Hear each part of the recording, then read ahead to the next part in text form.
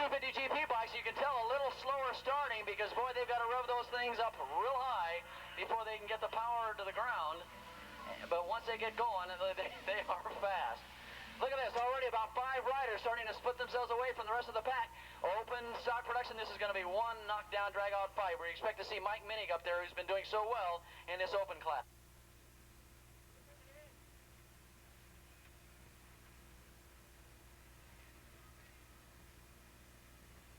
It is Chris Stewart out in front, 140.83. Richard Moore running in second spot. So Chris Stewart's had pretty much of a downer of a day, and boy, he wants to make up for it right here. With Suzuki giving out $1,000, he could sure use that money. As he's leading that class right now. Here they come. It is Chris Stewart, a longtime veteran of 250 GP racing. He's got the lead. Moore running in second spot. It's Minig in fourth. Ian Perot in third now. Who's one?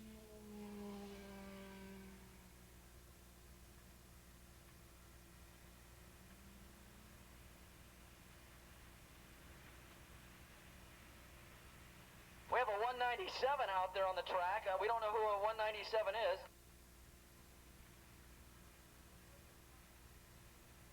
Okay, that is Jeff Hagan. Okay, good. We got that scored away. That is Jeff Hagan run up there in the top 5 as well. And then back there in 7th spot is bike number 8. That is Steve Cordell on a Yamaha. Now we're going to keep track of these Yamaha guys. Bob DeWitt now is leading the 250 GP race.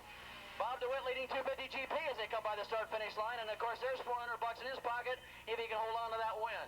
Oh, we got a rider down up in turn number 4 on top of the hill, kicking up some dust. The rider's up and okay. Rider's up and okay. We'll see how that sorts things out. Chris Stewart now with a pretty nice lead going down that back straightaway, but look, we got a pass for second spot.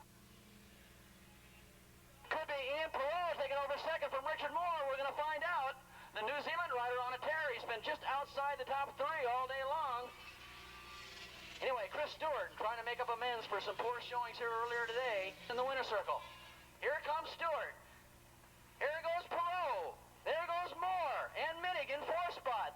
Then comes Jeff Hagan in 5th. In 6th spot, Cordell on the Yamaha. Then comes 316 in 7th spot.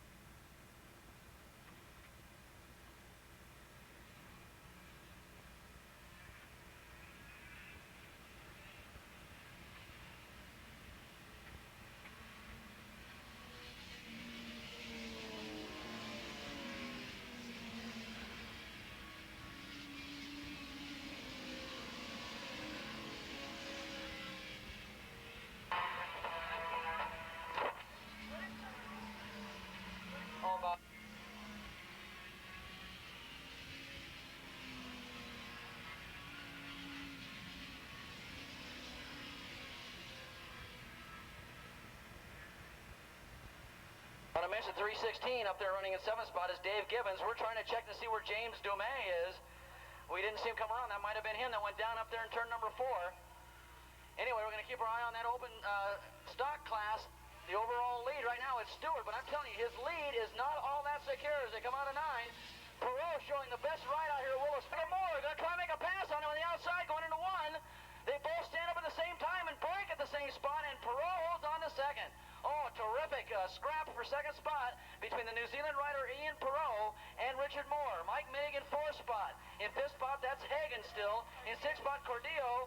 In 7th spot, that's Dave Gibbons. And in 8th spot is bike number 10, Marty Siegel. And Siegel is on the first Yamaha.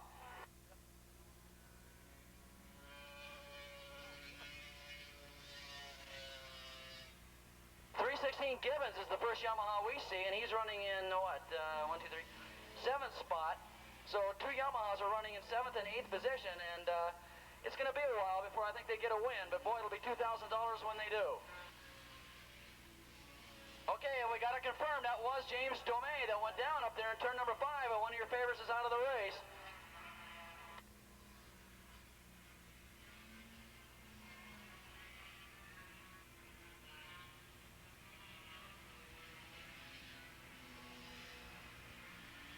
Boy, nobody nobody deserves a win under his belt more than Stewart out here. And he's got a lead, but I'm telling you, it's very tenuous. As Perot, and boy, he's showing us something out here in this event right now. Running in second spot. This is the best finish and the best run. We've seen that a New Zealand rider have out here at Willow. He's done real well up at Sears Point and out of these other racetracks on the West Coast. But look at these three. They're tied together by a string. And Moore's got the lead. Stewart in second, Perot in third. One of the great races out here today is in that open stock production. Oh, it's too bad. Bob Starr, the Suzuki representative, he had to go home, and he says, I'm sorry, I'm going to have to miss this race. And, oh, boy, he's got to be. Sorry, this is one of the best races of the day between these three. And the stage is now set. It's going to be these three, and they're going to be the stars. They're going to take center stage right now.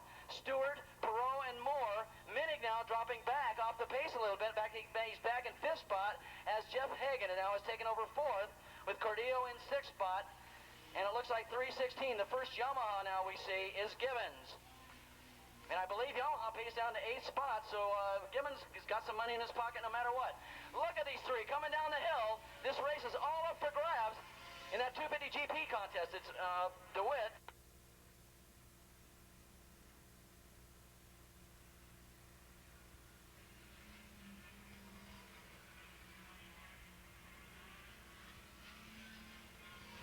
There they go down the back straightaway. Stewart now seemed to have got a great drive off that turn and is closing in on the leader.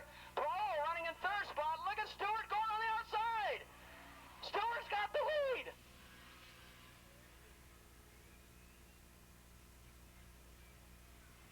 Stewart now goes back into the lead. Perot in third. Richard Moore in second. These guys aren't done yet. Look at this. Down the back straightaway. Now Moore's going to get into the draft and take over the lead.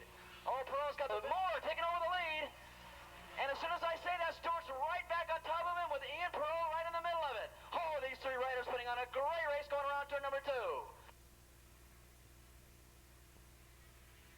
And it looks like Minig just repassed Hagan for 4th spot, so there's a great two-rider duel going on for 4th place. As that battle for the lead is really heating up now as they go into turn number 3. Looks like Marty Siegel's on the move now. In fact, he's on a Yamaha, so he's got the Yamaha up into 6th spot. That's very good. So Yamaha starting to make some impressions here. Marty Siegel up into 6th place. They're coming up on some lap traffic, the leaders are. Boy, I hope they let these guys. I would not want to see this race determined by some lap traffic. Look at they're right in it. They're just tied together by a string. We got a couple of riders, in fact 3 or 4 riders off in turn number 1. They got the yellow flag out in that area, but it's not going to slow down your leaders as they go around the lap traffic around 8. Look at this. Oh, it's getting tight. They got around him in great shape. It's Perot, Moore, and Stewart, and now Moore takes over the lead. No, that was Stewart. Stewart took over the lead again at the same spot. He passed Moore, but Moore's going to get him as they come down the front straightaway. Let's see if he gets in the draft. Here they come. Perot hasn't made a dent in the lead yet, but here comes Moore.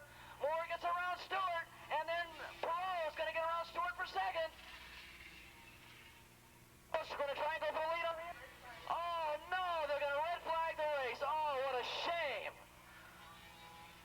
The 2 best races of the day so far have been red flag. That is too bad.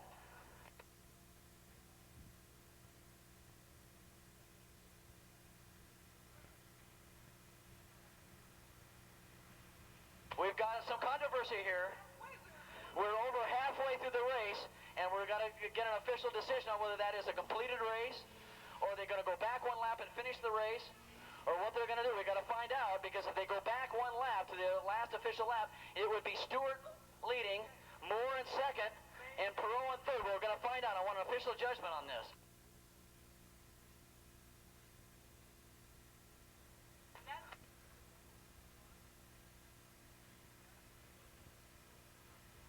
Now, this is really a shame to have a red flag come on. Of course, there's nothing you can do about it. They've got 4 or 5 riders. That's about it. That's good.